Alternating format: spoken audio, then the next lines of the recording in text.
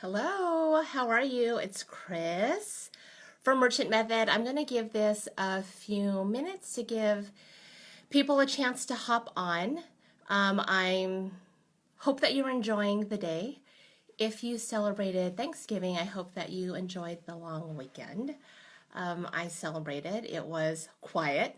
I did a little bit of shopping. I did a little bit of relaxing. I spent a lot of time with family. And right now in particular, I am really relaxed. I spent my morning speaking with a client about her brand experience, and her brand experience is very relaxed, very intuitive, very calming, and it was wonderful to speak with her about it. And then I went right into about an hour and a half of body work. It was part restorative and part corrective, and so I'm feeling really, really good. Yeah, so it was a good way to kind of recover from pre-holiday prep and get ready for in-season management. I'm going to go ahead and get started. So I want to welcome you. I'm Chris Gio, and today is November 29, 2016. I just want to date this in case you're watching it later. So today we're talking about what happened in retail sales over the weekend. So I am an independent retail consultant. I work with other independent businesses, primarily product-based businesses, retailers, whether you retail brick and mortar, online exclusively, or both, small batch manufacturers and makers. And the volume ranges anywhere from, single digit thousands in revenue to a couple of $1 million up to $3.5 million in revenue. So broad ranging. The theme is independent. And you're in the right place, or you're watching this video if you are a retailer or if you have a product that you're trying to sell this holiday season. So what happened this weekend in the world of retail and shopping? It was a huge weekend. We had Black Friday, Small Business Saturday, and yesterday was Cyber Monday. If you are participating in or celebrating in the International Day of Giving Tuesday, Happy Giving Tuesday. And though we know the holiday shopping season starts far earlier than the day after Thanksgiving, this past weekend was the traditionally known kickoff of the holiday shopping season. And what I traditionally do on Mondays, every Monday as a retailer, and I know retailers across the nation and makers across the nation were doing on Monday and this morning, was really assessing sales. I'm looking at the screen. I should be looking at the camera. Was assessing sales. And so I wanted to hop on pretty off the cuff so I can help you assess the sales as well. So I had the opportunity earlier in the month to present for Town Squared. Town Squared is an online community that supports small businesses.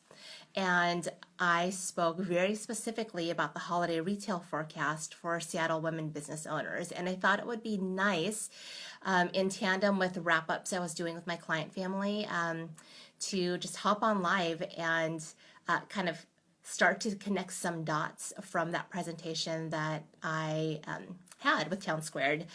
They Facebook Lived it, so it's on their page, and I also cross-posted it and shared it on this Facebook page, facebook.com/merchantmethod. If you did not get a chance to see it, or you don't have a really firm grasp on the overall sales forecast for the holiday season, I suggest you listen to it. You'll need about an hour, which I know is a lot of time, so go ahead and put in your earbuds and just listen to it while you're adulting or commuting. You could plug in your auxiliary cable into your car and just have a listen. It'll help provide more context to this status update. So I just want to let you know that I did a lot of assessing over the weekend, and I did some personal assessing based on feedback that I was reading, hearing feedback that I was gathering myself as a shopper and as an observer. There were a lot of common themes from last year in terms of what are you doing? How was traffic? How was sales? How did Friday compare to Saturday? I'm not hearing a lot of chatter about Monday primarily. Because it's hard to gather the data from independent businesses, but there's a lot of questions coming up, and I want to help you get your arms around it before we continue to move forward to the end of December. And now actually is the perfect time to assess what happened for your business over the weekend and then address it. So I'm sharing an aggregate of what I read online about Black Friday, Small Business Saturday, and Cyber Monday. And so my resources are CNN, Fortune, CNBC, Business Wire, and the Chicago Tribune. More is going to continue to roll out, but if you Google Small Business Saturday 2016 results, Black Friday 2016 results, Cyber Monday 2016 results, you'll find these resources as well if you'd like to do your own research. I highly encourage it if you have the chance. So before I dive into this digest of the weekend, in case you aren't aware of what the initial forecast was in October, in early October, mid-October, I just want to share it with you to level set and make sure we're on the same page. So for brick and mortar retail stores and restaurants, so brick and mortar businesses that have been open for at least 2 years, the forecast for these same stores was about a 3.6 to 4.0 growth in revenue over last year. So 3.6 to 4% growth over last year for brick and mortars that are by and large the same. They've been open for a couple of years. To compare that, last year's growth was 2.8% to 3.2%, depending on what your sources are and how they aggregate that data. So the forecast was for a little bit more growth over 2015 compared to 2015's growth over 2014. You'll find forecasts that are really, really conservative and really, really optimistic, but I like this forecast of 3.6 to 4% because it comes from the National Retail Federation and Deloitte, whose forecast I've been following their forecast for a very long time. That was a forecast going in.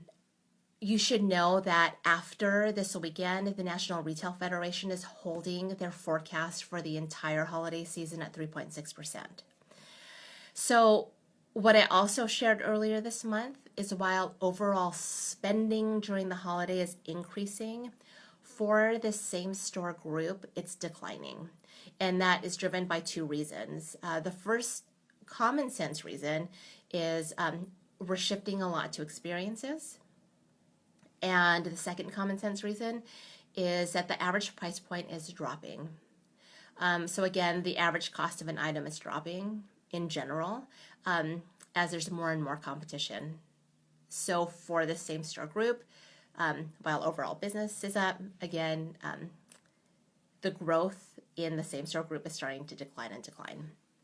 I also shared a digest that digital, capital D, digital, everything that falls under it in the realm of shopping and marketing and responsive and mobile really, really is influencing consumer purchases this year to the tune of about 67%.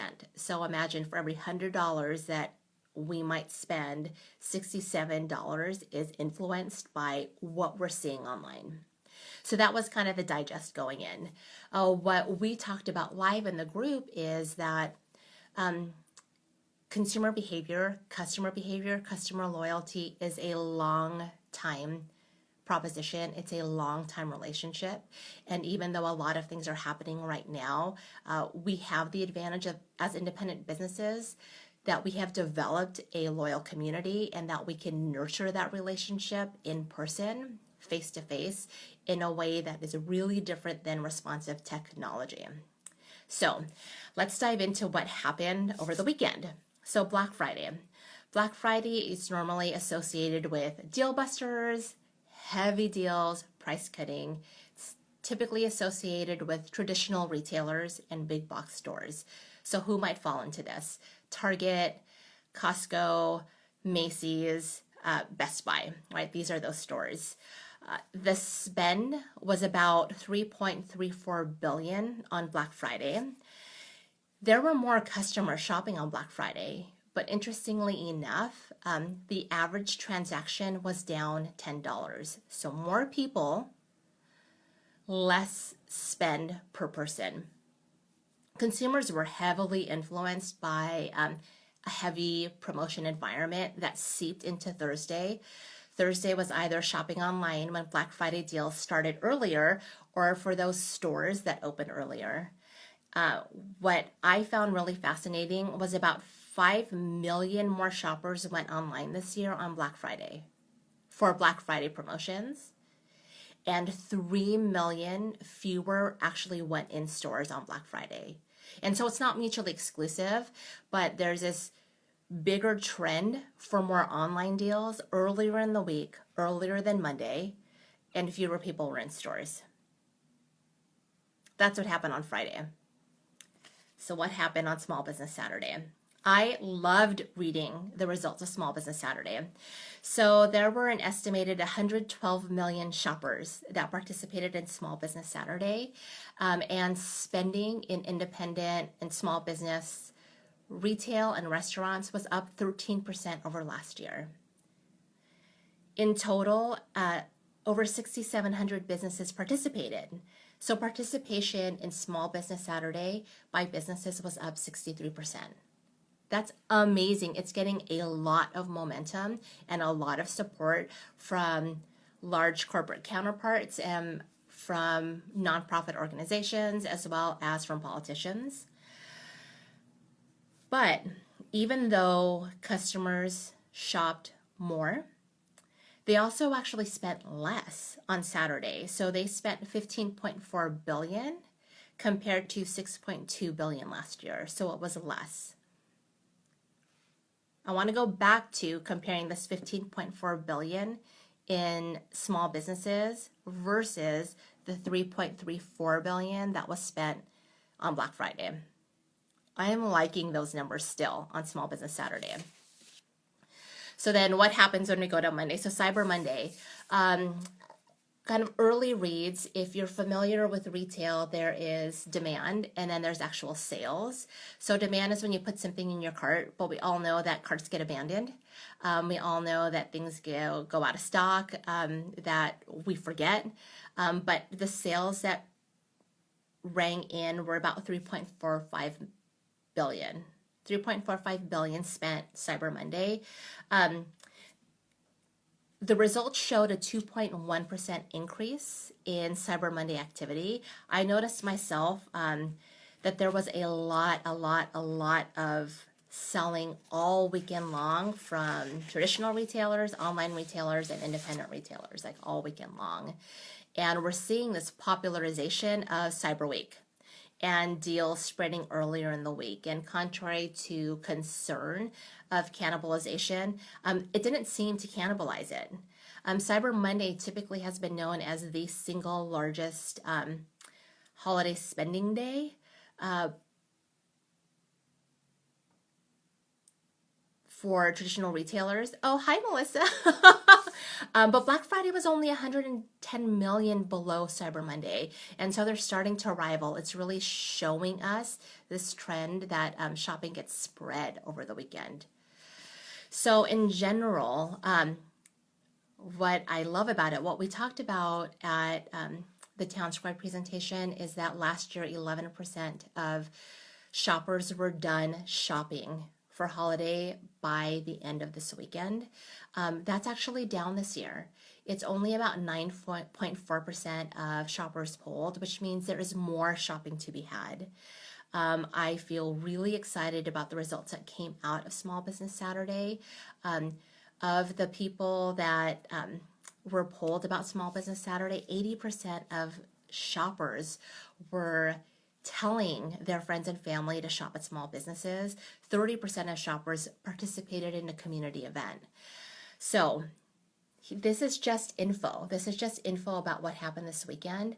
I still feel really good about the forecast that we shared, as does the National Retail Federation. There's still shopping to be had.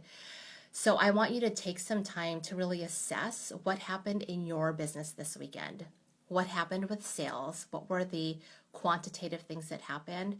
But doubly, what happened with the experience? What is that subtle, quantitative customer feedback, interactive feedback that you can respond to before Thursday rolls around, right? Because business starts to pick up on Thursday.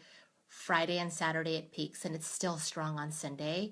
So now in the week is time to get your business prepared and responding to what happened this past weekend. I recommend you do the same exercise next Monday or Tuesday after this weekend. So here are some things that you can do. Is just think through and remember that even though there's a lot of technology and a lot of digital happening, there's no replacement for the person-to-person experience. There's no replacement genuinely for holiday cheer. I posted an article on Town Squared and on my Facebook page that really the holiday experience is in the shopping DNA. Windows, in-store decor, merchandising, music, cheer, any in-store events, in-store benefits, being able to connect people with what they really need. All of that is not replicated with algorithms because it's just not. Another trend that I was seeing was a need for more education about what is happening in the store. So even though there might be a lot of internal promotion, even though there might be a lot of external promotion through newsletters, through Facebook feeds, through Instagram, Insta stories, whatever your social media feed is, customers still need to know. It feels redundant to us internally, but the more that we can provide support and education, the more that we don't presume that everyone's on the same page, the better that we help customers feel. Again, customers want to be the hero, and sometimes they need a little bit of your support doing that. So I would just take some time.